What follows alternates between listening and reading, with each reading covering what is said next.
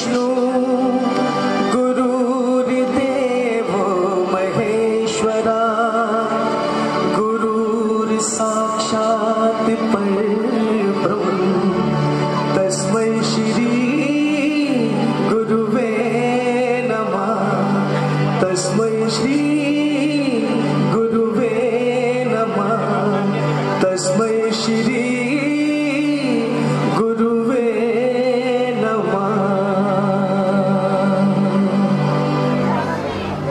भारत के इतिहास में माता पिता और गुरु की आज्ञा के पालन का एक विशेष स्थान रहा है। श्रवण कुमार ने अपने अंधे माता पिता को बहंगी में बिठाकर संपूर्ण भारत के दर्शन करवाए। श्री रामचंद्र जी जिन्होंने पिता की आज्ञा को पूर्ण करने के लिए 14 वर्ष का वनवास काटा। देवव्रत पिता के सुख के लिए आजीवन ब्रह्मचारी रहे। धनुर्धर अर्जुन जिन्होंने गुरु की आज्ञा का पालन करने के लिए राजा द्रुपद को बंदी बनाकर अपने गुरु के चरणों में ही डाल दिया। इसी परंपरा को आगे बढ़ाते हुए स्वामी दयानंद जी ने अपना संपूर्ण जीवन ही दान देकर एक नया अध्याय शुरू कर दिया। आज हम स्वामी दयानंद जी के जीवन का दर्शन करने के लिए चलते हैं शिवरात्रि जागरण की ओर।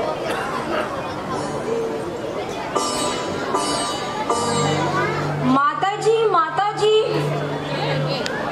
बोलो पुत्र। माता जी आज शिवरात्रि है। मुझे पता है पुत्र, आज शिवरात्रि है। माता जी मैं ये व्रत रखना चाहता हूँ।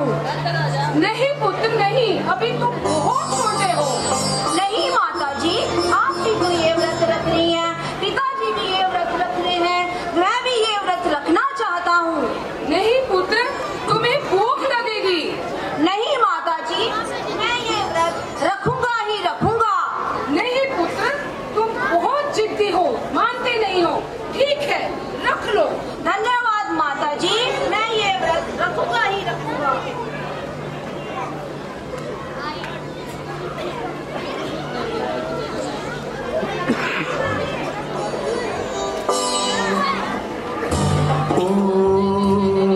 मेरे शंभू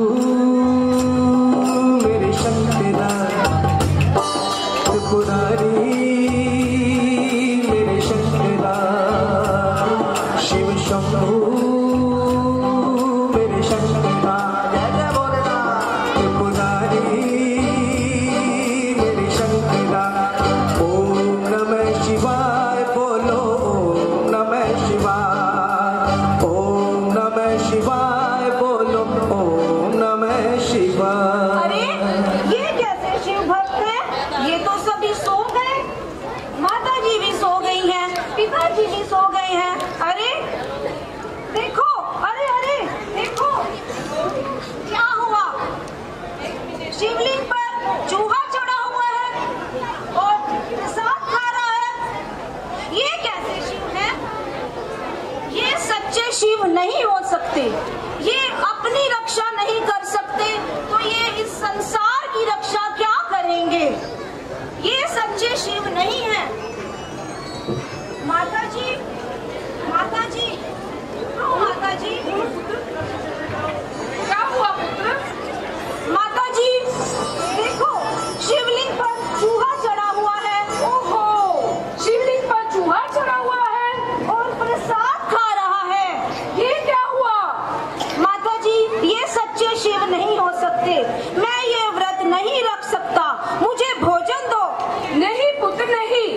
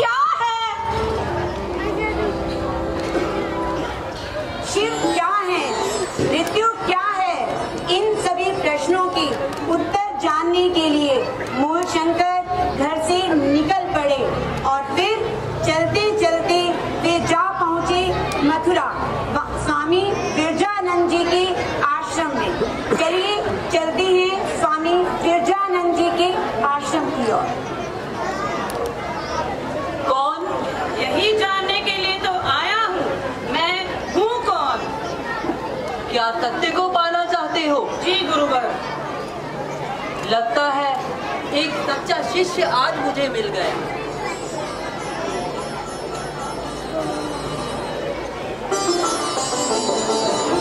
एक दिन आश्रम की सफाई की जिम्मेवारी दयानंद की थी। उन्होंने झाड़ू लगाकर सारा कूड़ा रास्ते में एक जगह इकट्ठा कर दिया और इसी दौरान क्या हुआ, आइए जानते हैं।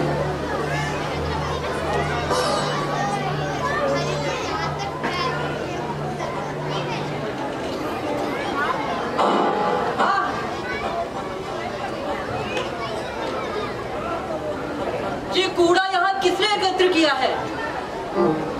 जी, आज आश्रम की सफाई की जिम्मेवारी दयानंद की है। उसी ने ही ये सारा कूड़ा यहाँ पर इकट्ठा किया है।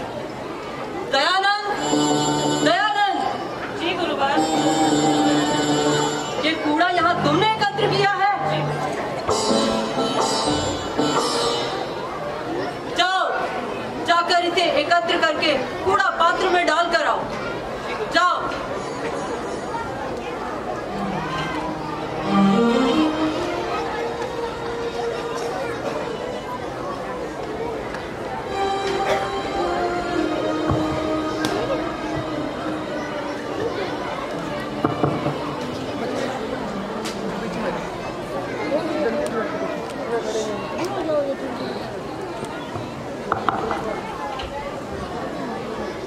दयानंद, प्रतिदिन तो तुम मेरे पांव दबाते हो, आज हाथ किसलिए दबा रहे हो? गुरुवर, वनों और पर्वतों में भटक भटक कर मेरा शरीर तो वज्र के समान हो चुका है। आज मैं आपके हाथ इसलिए दबा रहा हूँ, कहीं मेरे कठोर शरीर पर छड़ी मारते हुए आपके हाथों में दर्द तो नहीं हो रहा है? प्रिय पुत्र, आज मैं धन्य हो गया तो जैसा शिष्य पाया। स्वामी दयानंद जी की शिक्षा निर्विरोध चलती रही। मात्र 3 वर्षों में ही उन्होंने अपनी शिक्षा पूर्ण कर ली और फिर समय आया गुरु दक्षिणा का। बच्चों पीछे आ चलो जाओ भिक्षाम देहि। महाराज, भिक्षा दो माता। जरा ठहरिए महाराज, मैं अभी आपके लिए कुछ लेकर आई हूँ। फोटो करके साइड पे चल रहा, पीछे दिख नहीं रहा। एक ही फोटो है, ये साइड पे चल रहा। महाराज, आज खाना तो अभी तक बना नहीं है, ये रोज स्वीकार करें। कल्याण हो।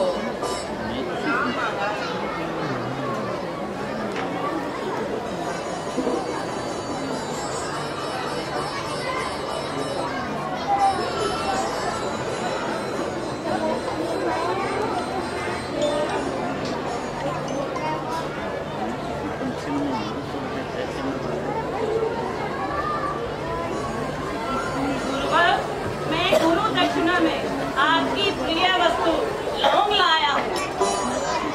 लौंग?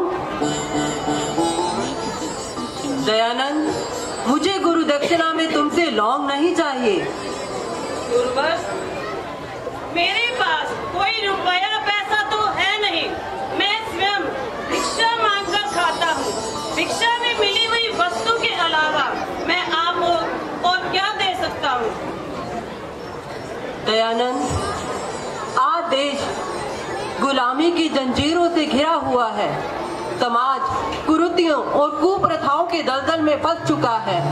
धर्म के नाम पर अंधविश्वास फैल चुका है। प्रिय पुत्र, तुम जाओ और पूरे समाज को इन कुरीतियों से दूर कर सत्य सनातनी वैदिक धर्म का प्रचार और प्रसार करो। यही मेरी तुमसे सच्ची गुरु दक्षिणा होगी। गुरुवर, ये जीवन आप ही की तो देन है और आप ही को समर्पित है। मैं संकल्प लेता हूँ, मैं आजीवन आपके कथनानुसार जीवन यापन करूंगा। गुरुदेव प्रतिज्ञा है मेरी, पूरी करके दिखलाऊंगा। इस वैदिक धर्म की वेदी पर मैं जीवन भेंट चढ़ा दूंगा। स्वामी दयानंद जी गुरु की आज्ञा का पालन करने के लिए मथुरा से निकल पड़े और फिर जयपुर, ग्वालियर आदि स्थानों पर पंडितों से शास्त्रार्थ करते हुए वे जा पहुंचे हरिद्वार के कुंभ मेले में और वहां गंगा नदी के किनारे सप्त सरोवर पर पाखंड खंडिनी पताका लगाकर देश के उत्थान के लिए, देश में फैले अंधविश्वास आडंबर दूर करने के लिए, नारी शिक्षा के लिए, वेदों के प्रचार और प्रसार के लिए लोगों को जागरूक किया। वेद सब सत्य विद्याओं की पुस्तक है। वेद का पढ़ना, पढ़ाना और सुनना, सुनाना हम सब आर्यों का परम धर्म है। इसके पश्चात वे वहां से चलकर